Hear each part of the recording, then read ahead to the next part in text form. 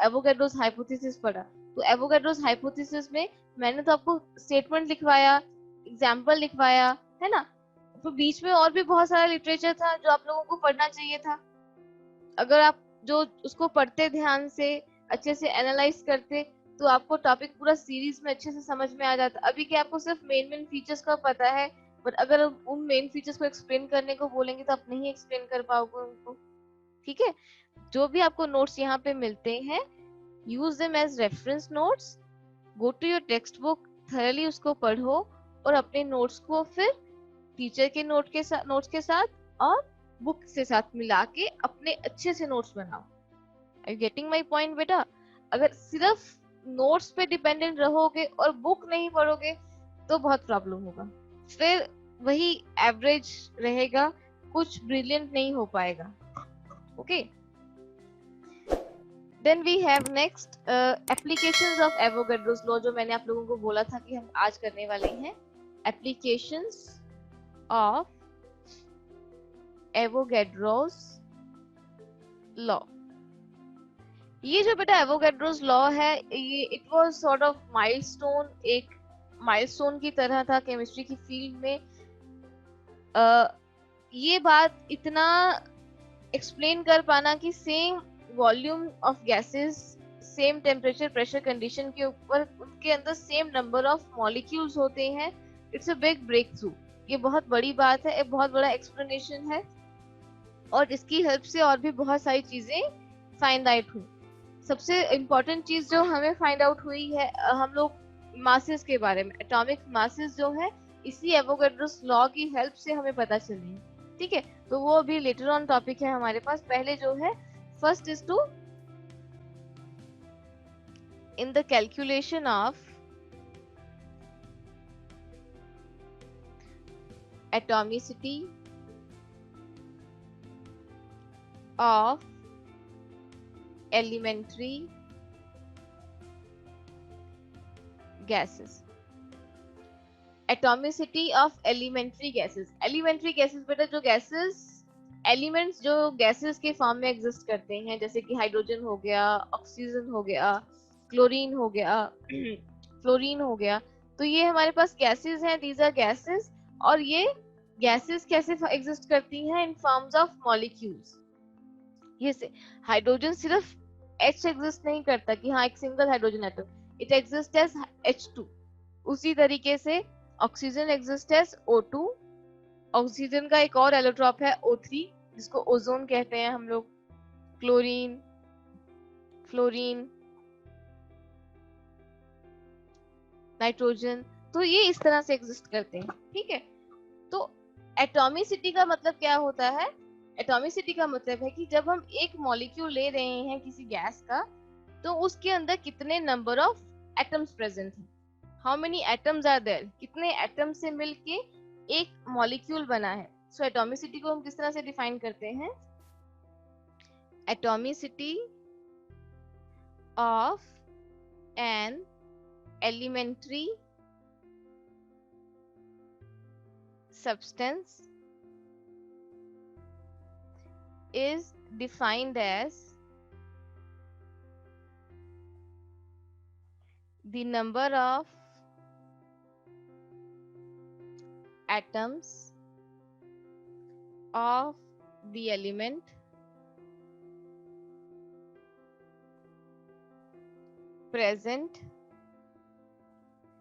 in one molecule of the substance, कि एक molecule के अंदर कितने एटम्स हैं। ठीक है, जिस तरह से ये हम लोगों ने ऊपर एग्जांपल्स किए कि हाइड्रोजन के अंदर 2 एटम्स हैं, ऑक्सीजन के अंदर 2, ओजोन के अंदर 3 हैं, क्लोरीन के भी 2, फ्लोरीन एंड सो ऑन, इस तरह से।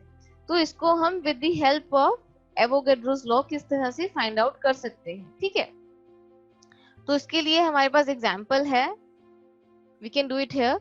आपको एवोगैड्रोस लॉ को यूज करके हम कर सकते हैं।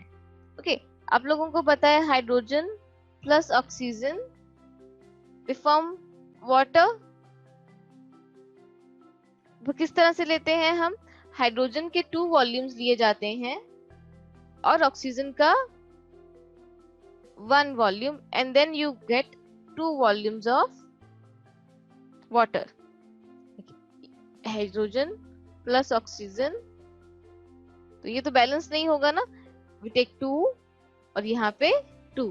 तो इस तरह से हम हाइड्रोजन से वाटर का जो प्रोसेस है उसका केमिकल रिएक्शन इस तरह से है। ओके, तो अगर हम यहाँ पे एवोगैड्रोस लॉ अप्लाई कर दें, अप्लाइंग एवोगैड्रोस लॉ, तो एवोगैड्रोस लॉ क्या कहते हैं? Equal volumes of gases under similar temperature pressure conditions contain equal number of molecules.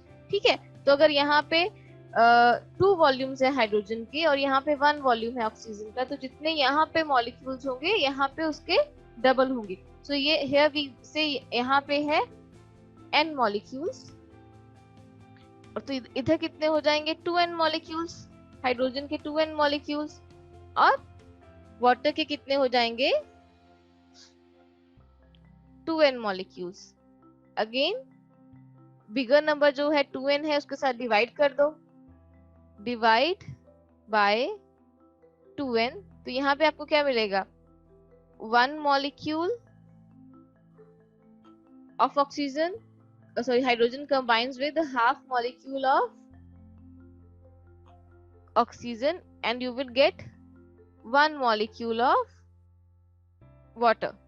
तो बेटा यहाँ पे अभी हमें नहीं पता कि ऑक्सीजन के अंदर कितने एक ऑक्सीजन मॉलिक्यूल के अंदर कितने हाइड्रोजन ऑक्सीजन एटम्स हैं। ठीक है, मान लो कि आपको इस केमिकल रिएक्शन के बारे में नहीं पता है, आपको नहीं पता, आपको सिर्फ इतना पता है कि हाइड्रोजन ऑक्सीजन के साथ कंबाइन होता है तो वाटर बनता है, इतने इतने वॉल्यूम्स लेते हैं तो उनको इतना वॉल्यूम्स बनता है कि हाँ 2 वॉल्यूम हाइड्रोजन लिया, 1 वॉल्यूम ऑक्सीजन लिया, तो 2 वॉल्यूम्स वाटर बना।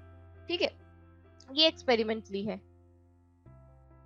एक्सपेरिमेंटली आपको ये चीज पता चल जाती है। ठीक है, यहाँ पे अभी आपने एवोगैड्रोस लॉ अप्लाई किया कि हाँ अगर 2 वॉल्यूम्स हाइड्रोजन है और 1 वॉल्यूम ऑक्सीजन है तो जितने नंबर ऑफ मॉलिक्यूल्स ऑक्सीजन के अंदर होंगे उससे डबल हमारे पास हाइड्रोजन के होंगे, उससे ही डबल हमारे पास वाटर मॉलिक्यूल्स होंगे।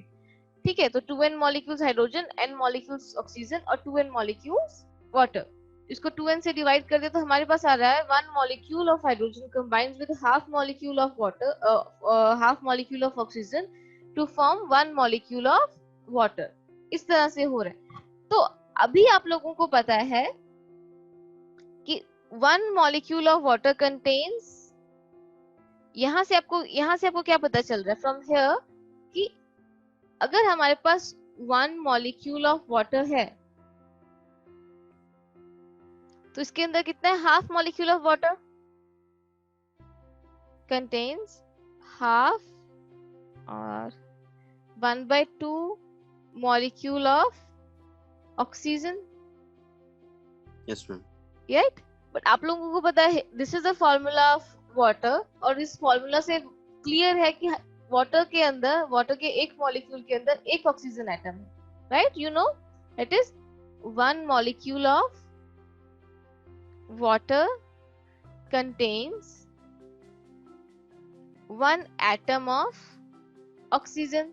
तो ये हमारे पास ये 2 स्टेटमेंट्स आ गई कि 1 molecule of water contain half molecule of oxygen, कि वाटर के अंदर आधा मॉलिक्यूल ऑक्सीजन होता है, और दूसरा क्या है? वाटर के एक मॉलिक्यूल के अंदर ऑक्सीजन का एक एटम होता है। दैट मीन्स यहाँ से क्या पता चल रहा है कि half molecule of oxygen is equal to 1 atom of oxygen, है ना। हाफ मॉलिक्यूल का मतलब है एक एटम, तो 1 मॉलिक्यूल के अंदर कितने हो जाएंगे? 1 molecule of oxygen would contain 2 atoms of oxygen. Fine, यहाँ से पूरा एकदम क्लियर है। Therefore, एटॉमिसिटी कितनी हो गई?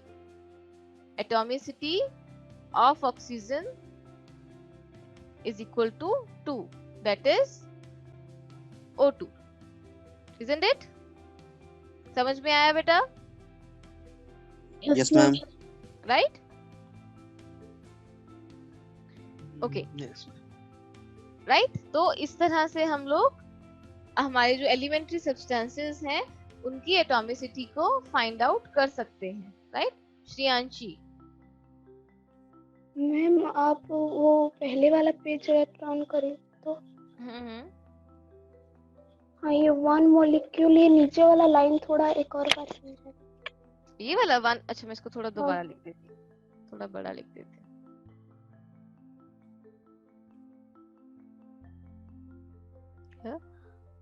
One molecule of water contains half molecule of oxygen. यहाँ से बेटा ये जो हम लोगों ने ऊपर स्टेटमेंट दिया है ना, इसी को लिखा है कि अगर एक मॉलिक्यूल वाटर का है तो उसके अंदर हाफ मॉलिक्यूल ऑक्सीजन का है, वही लिखा है 1 molecule of water contains half molecule of oxygen. ठीक है बेटा?